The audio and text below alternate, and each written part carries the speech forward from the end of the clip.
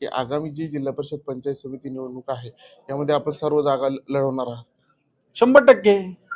आणि भारतीय जनता पक्ष म्हणून त्या ठिकाणी ते आम्ही लढवणार आहोत.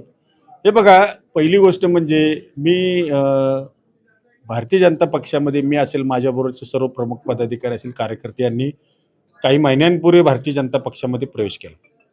आणि त्या प्रवेशानंतर खरं तर आमची सुद्धा त्या ठिकाणी एक जनतेसमोरची एक परिस्थिती आमची होती की आता हा निर्णय तुम्ही घेतलेला आहे तो जनता त्या ठिकाणी तुम्हाला स्वीकारते का.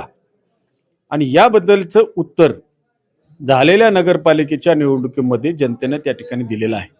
म्हणजे इथून मागच्या काळामध्ये कमळ हे चिन्ह आम्ही पोचू नये म्हणून प्रयत्न केलेला होता शहरामध्ये किंवा ग्रामीण भागामध्ये, परंतु ते चिन्ह आम्ही घेऊन जनतेसमोर गेलो, जनतेला विश्वास व्यक्त केला आणि जनतेनं आम्हाला त्या ठिकाणी विश्वासानं कमळ या चिन्हाच्या समोरचं बटन दाबून 16 नगरसेवक पदाचे उमेदवार निवडून दिलेत.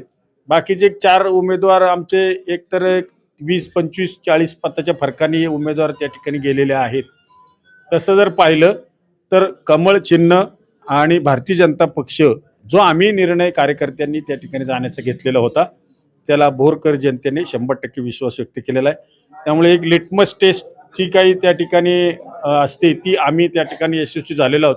आणि निश्चितच आम्हाला खात्री आहे की उद्याच्या येणाऱ्या पंचायत समिती जिल्हा परिषद निवडणुकीमध्ये देखील भोर, राजगड, मुळशी तालुक्यातील जनता आम्हाला निश्चितपणे कमळ या चिन्हाला या भविष्यकाळात निवडणुकीनंतर काम करण्यास संधी देईल.